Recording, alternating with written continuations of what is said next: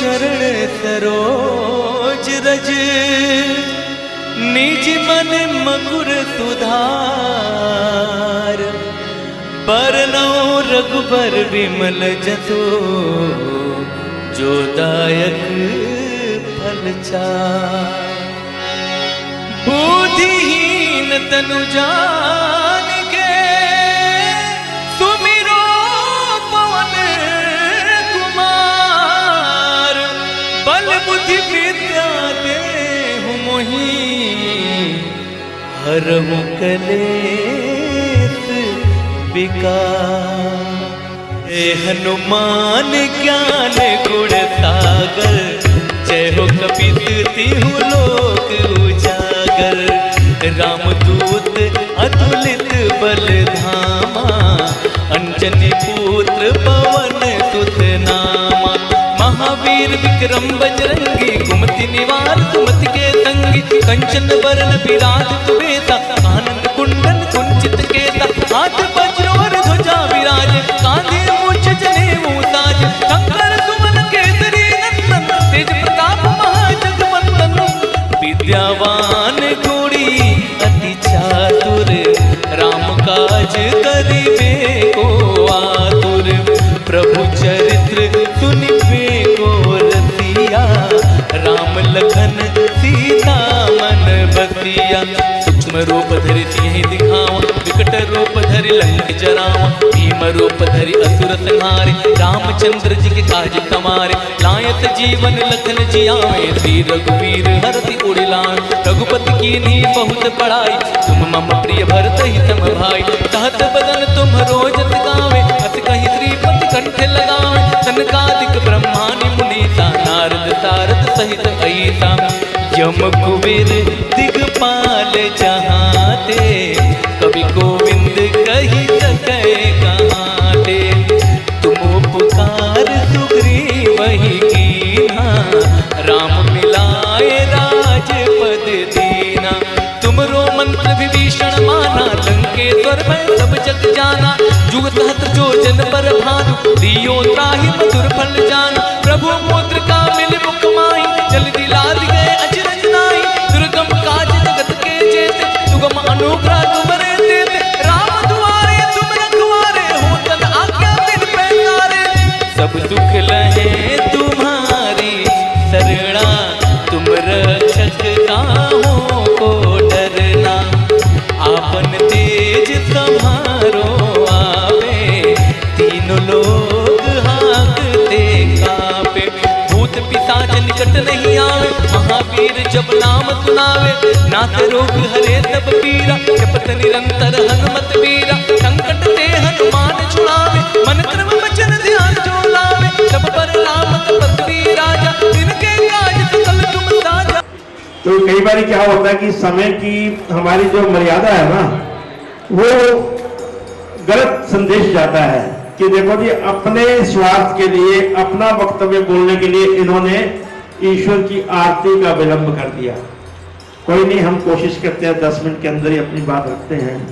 हम बैठे इस पावन और पवित्र प्रांगण में, मां चिंतपूर्णी का दरबार, इसे शक्तिपीठ भी कहते हैं।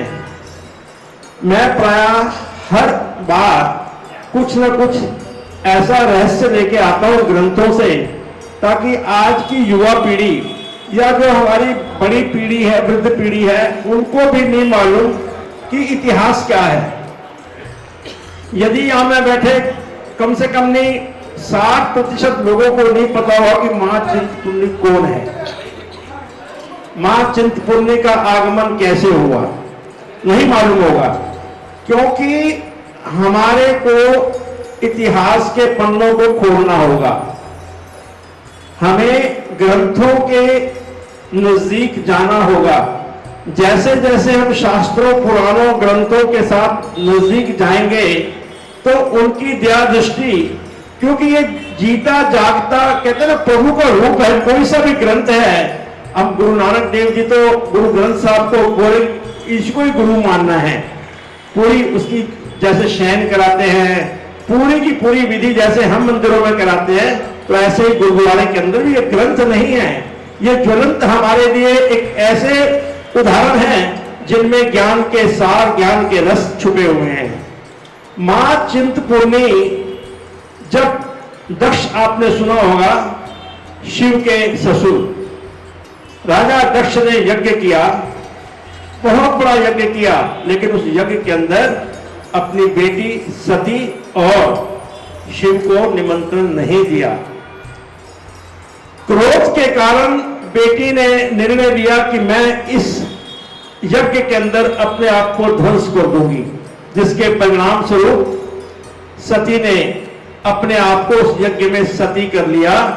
और भगवान विष्णु ने जन कल्याण के लिए, विश्व कल्याण के लिए उस देवी के, क्योंकि जो स्वाह हो गया वो तो स्वाह है, उसके 51 टुकड़े राष्ट्र हित में और विश्व हित में करके अलग अलग द्वीप में भेजे, जिसके परिणाम स्वरूप हम भाग्यशाली हैं कि हमारे देश के अंदर 51 है ना शक्तिपीठ है, उनमें से एक शक्तिपीठ मां चिंतपूर्णी है, जो चिंता का निवारण करे। हिमाचल के अंदर ऊना एक स्थान है, वहां इनका जो वास्तविक सिद्धपीठ कहो, शक्तिपीठ कहो, वहां है।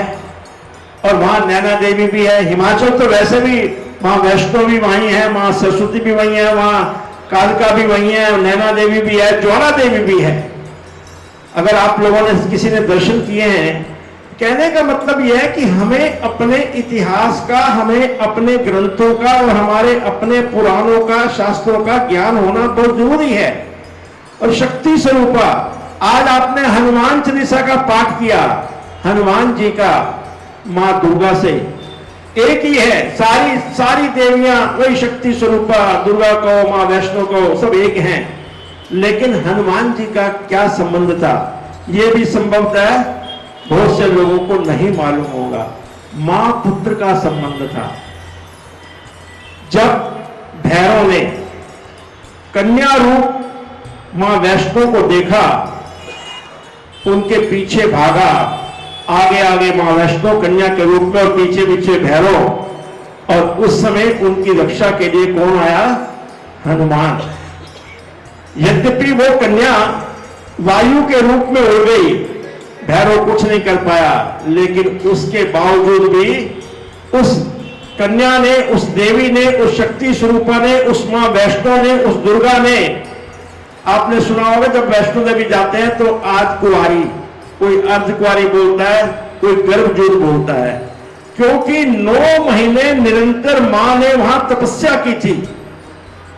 9 महीने, इसलिए उसका नाम गर्भजून भी है। लेकिन हमारे प्यारे हनुमान जी, जिन्होंने लक्ष्मण की भी सेवा की, भगवान राम की भी सेवा की, सुग्रीव की भी मदद की, विभीषण की भी मदद की, सबकी सहायता करते आ रहे हैं जीवन भर। और आज आपकी और हमारी भी मदद, जब कभी भी संकट आता है, संकट ते हनुमान छुड़ावे।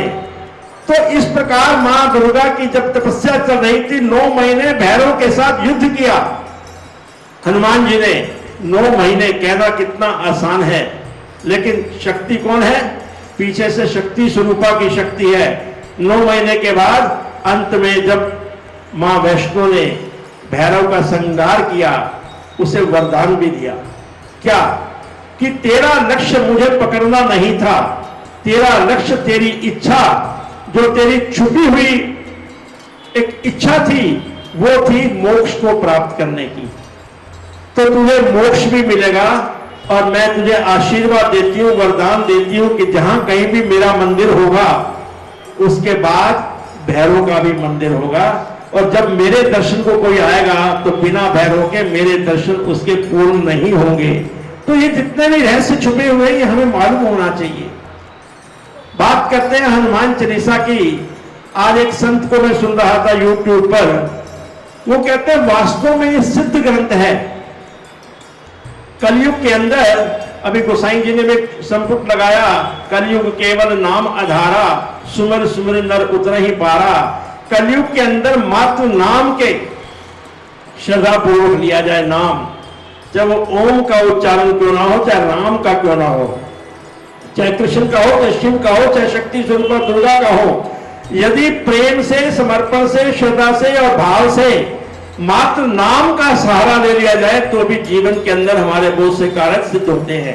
इसी प्रकार वो संत बता रहे थे कि जो 7 बार पाठ कर कोई, निरंतर 7 बार पाठ प्रतिदिन, एक ही समय पर, एक ही आसन पर, एक ही स्थान पर, यदि हम प्रतिदिन करें, वो कह रहे हैं कि मैं गारंटी, जैसे आजकल हमारे नरेंद्र मोदी जी कहते हैं कि मोदी की गारंटी, तो यहां तुलसी बाबा की गारंटी है क्या, कि यदि आपका वास्तव में सच्चा पाठ हुआ तो वास्तव में आपके कार्य सिद्ध होंगे। यदि आपका हनुमान चालीसा सिद्ध हो गया, क्योंकि अंत में उन्होंने कहा है ना, जो ये पढ़े हनुमान चालीसा वो सिद्ध हो गया साखी गौरीसा। कौन है गौरीसा? भगवान शिव। भगवान शिव तो तुलसीदास कोई असाधारण संत नहीं है, वो वाल्मीकि के अवतार हैं। जो काम उन्होंने त्रेता युग में किया, रामायण लिख दी राम के आने से पूर्व, इसको बोलते त्रिकालदर्शी संत। वही वाल्मीकि तुलसी रूप में आए। लोग तो कहते हैं कि मुरारी बापू भी आज वही रूप है, क्योंकि 4 घंटे तक मुरारी बापू एक आसन पर सिद्ध होकर के बिना हिले, बिना झूले, अगली बारी तो मैं गोसाई जी का पानी पीना भी बंद करने वाला हूं, क्योंकि जिस व्यक्ति की एकाग्रता पानी में होगी वो 4 घंटे पानी नहीं पीते हैं। देखते क्या होगा भाई, अगर तबीयत बिगड़ेगी तो हम पूरा इंतजाम रखेंगे, क्योंकि सिद्ध आसन तब होता है जब आप व्यास गद्दी पे बैठ के, फिर तो आपने पानी पिया 2 बार उसी गिलास से, तो आप जूठा गिलास हो गया। हमारा ग्रंथ हमें ये चीजें, कभी किसी गुरु ग्रंथ साहब के सामने किसी ज्ञानी को देखा अपने बीच में पानी पीने में? कहीं हमने रामायण का पाठ किया बीच में कोई पानी पी नहीं। गोसाई जी आगे से प्रतिबंध है, कुछ होगा तो श्रीमती जी हमारी भाभी जी को कह देना कि सारी इंश्योरेंस की जिम्मेवारी मेरी है, और कुछ होगा तो क्या होगा। आज आपकी 70 साल की आयु हो जाएगी, अगले साल प्राण पखेरु तो हो गए। कम खाने से और कम पीने से आज तक कोई नहीं मरा। जितने भी मरते हैं ज्यादा पीने से और ज्यादा खाने से मरते हैं। तो गोसाई जी सिद्ध आसन, मैं चाहता हूं कि समय हमारे पास कम है। आज हमारे बंधु जी उठ के आ गए थे बीच में, ये रेचन क्रिया बोलते हैं इसे। जब ईश्वर की कृपा होती है, आपके मन के अंदर कुछ भाव होते हैं, ठीक है, बड़ा एक विषय ऐसा है कि जिसके ऊपर मैं यहां चर्चा नहीं करूंगा। कोई कहता जी इनको माता आ गई, कोई कहता हनुमान जी आ गए। हनुमान जी आए अन्याय, माता आई अन्याय, लेकिन उसके अंदर रेचन क्रिया जो है वो ईश्वर के प्रेम का प्रसाद है, कि वो कहता है उठ बेटे, अपनी जो तेरी अधिक ऊर्जा तेरे अंदर इस तरह स्थापित हो चुकी है उसको मेरे चरणों में निकाल दे। आकर के 82-83 साल की होगी मेरे बंधु जी की आयु, क्या समर्पण भाव से, ये समर्पण चाहिए। सत्संग के आने के बाद एक बात और कह करके वाणी को विश्राम दूंगा, क्योंकि हनुमान जी तब खुश होते हैं जब मैं राम की बात कर लूं। जब राम वनवास से वापस आए तो भरत ने उनके आगमन की खुशी में बहुत सुंदर भव्य और दिव्य, जैसे मंदिर अब भव्य हो गया है। पहले आते थे मंदिर तो मंदिर है, लेकिन अब इसकी दिव्यता निखर के आ गई है। बड़े प्रेम से मैनेजमेंट में, चाहे भरत जी हो, चाहे सतीश जी हो, चाहे इनकी जितनी भी टीम है, सबको मैं साधुवाद, माताएं बैठी है यहाँ पर, कि यहाँ पर जो साधक है वो कोई धनाढ्य नहीं है, अमीर नहीं है। इनके साथ छोटी लेकिन भाव में बहुत अमीर है, वो श्रद्धा में बहुत अमीर है। उन्होंने यहाँ पर एक मंदिर के रहते हुए मंदिर की इतनी भव्यता करके दिखाई है, यह है भाव। तो जब उन्होंने शोभा यात्रा निकाली भरत ने, तो भगवान राम बहुत प्रसन्न हुए, लेकिन उन्होंने भरत को बुला करके एक बात पूछी। मैं बात कर रहा हूं अयोध्या की, कि अयोध्या क्या है और हम राम राज्य क्यों चाहते हैं। उन्होंने बुलाया भरत को कि हे प्यारे भरत, मुझे एक प्रश्न का उत्तर दो। आज आपने जो शोभा यात्रा मेरे आने की प्रसन्नता में निकाली है, उसमें सभी हैं। उसमें जो हमारी आयु के उस समय जब भगवान राम का विवाह हुआ तो उनकी आयु लगभग 22 साल की थी, और उसके बाद उन्होंने 13 साल वनवास में निकाले। 14 साल, जो 14 साल था वो रावण को मारने में, राक्षसों को मारने में, तो लगभग 36 साल की आयु में वापिस आए वो। तो बोलते थे शोभा यात्रा निकालिए, जो हमारे वक्त में जिनकी शादी हुई वो भी हैं, उनकी अर्धांगिनी भी हैं, उनकी जीवन साथनी भी हैं, उनकी सासें और ससुर भी हैं, हमारे वक्त में जो बुजुर्ग थे वो भी हैं। लेकिन 14 वर्ष के अंदर जो संतान पैदा हुई थी, क्या वो मेरे से नाराज हैं कि एक भी व्यक्ति यहां पर नजर नहीं आ रहा है? एक भी वो शिशु जो 14 वर्ष के अंदर हुआ होगा यहां पर नजर नहीं आ रहा है। भरत ने ऐसी बात कही कि आंखों में आंसू आपके भी आएंगे, भगवान राम के आए कि हे प्रभु, ये अयोध्या है। जब यहां का राजा ही वनवासी बन गया, अपने गृहस्थ को छोड़ करके आप वनवास में रहे, अपनी अर्धांगिनी के साथ रहे, लेकिन आपने 14 वर्ष ब्रह्मचर्य का पालन किया।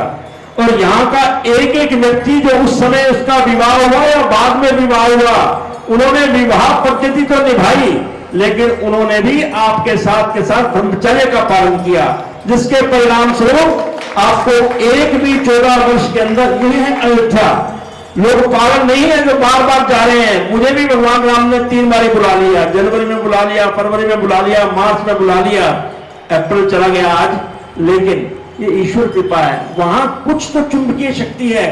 क्यों वो आते हैं सिद्धपीठ पे, क्यों आया मां चिंतपूर्णी के मंदिर में, क्यों आते हैं माथा टेकने लिए? क्या मिलता है यहां से? जो तरंगे मिलती हैं, जो अयोध्या का उदाहरण मैंने दिया, यही राम राज्य है, जहां राम को सभी माने, राम को जो सभी माने, क्योंकि राम कोई व्यक्ति विशेष नहीं है, राम ब्रह्म तत्व है जो सब में समाया है। वो निराकार भी है, वो साकार भी है, उसके कई रूप है।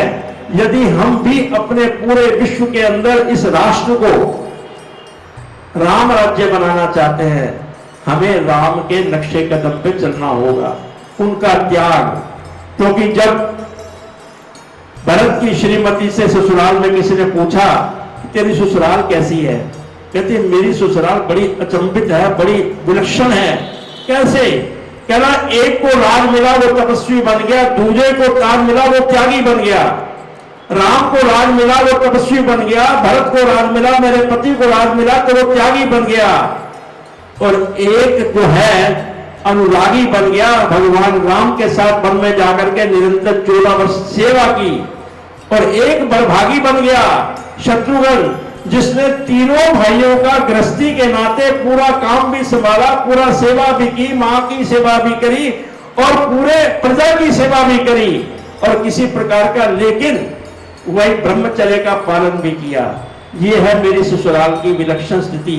तो भैया जब हम अयोध्या की बात करते हैं, मैं अभी तक हम लोग 2 बसें भेज चुके हैं, तीसरी कल जा रही है। और ईश्वर कृपा हो तो एक बस और भी मेरे महामंत्री बैठे, उनसे आज्ञा मांगूंगा बाद में। बिरादरी की तरफ से नहीं होगी महामंत्री जी, क्योंकि ये बैंक के बारे में बड़े सोचते रहते हैं, पैसा कम हो जाएगा, बैंक में पैसा कम हो जाएगा, नहीं होने देंगे कम। कहने का मतलब यह है कि वो बस भी इसलिए भेज रहा हूँ, जो बेचारे कल जो बस जा रही है उसमें जो कुम्हार है ना, कुम्हार जो बेचारे मटके बनाते हैं, उनके परिवार जा रहे हैं। कुछ माइयां जा रही हैं जो कभी सोच नहीं सकती कि हम जाकर के एयर कंडीशन बस में, लग्जरी बस में, स्लीपर में जा रहे हैं, सो के जाएंगे, सो के आएंगे।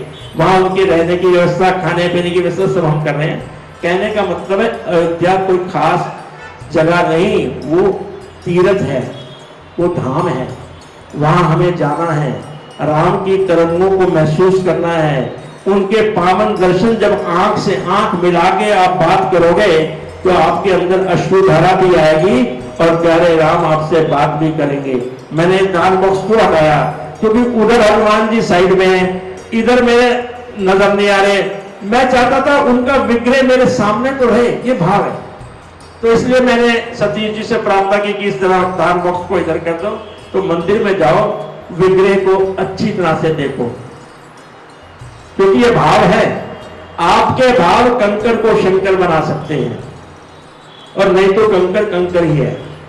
शिवजी शिवलिंग से उठ के आ नहीं जाएंगे, लेकिन आप अपने भावों के अंदर भक्ति रस के अनुसार आप उनके साथ वार्तालाप भी कर सकते हैं, उनसे बात भी कर सकते हैं, बशर्ते आप प्रेम के पुजारी हो। तो समय की आज परिधि है, क्योंकि मैं चाहता हूं कि आरती में विलंब नहीं होना चाहिए।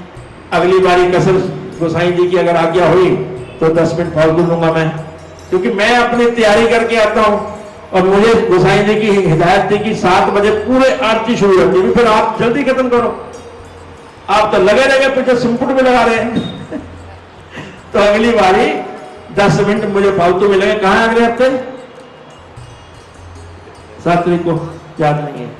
अगली बारी जो भी आज वैसे जितने भी श्रद्धालु बैठे हैं, मैं विशेषकर डॉक्टर अलका का धन्यवाद करता हूं कि कोशिश करती है कि देखो गड़ियार शुरू बहुत दूर है, माँ वैष्णो का जो मंदिर है, इनकी माता जी पूनम माता जी वहां की संयोजिका है, तो मैं इनका आभार प्रकट करता हूं कि बड़े भाव से आती हैं, हनुमान चालीसा पढ़ती भी हैं, मुस्कुराती भी हैं, और ये इतने दूर से आने के बाद वापस जाने के टाइम भी इनको टैक्सी देनी होती है।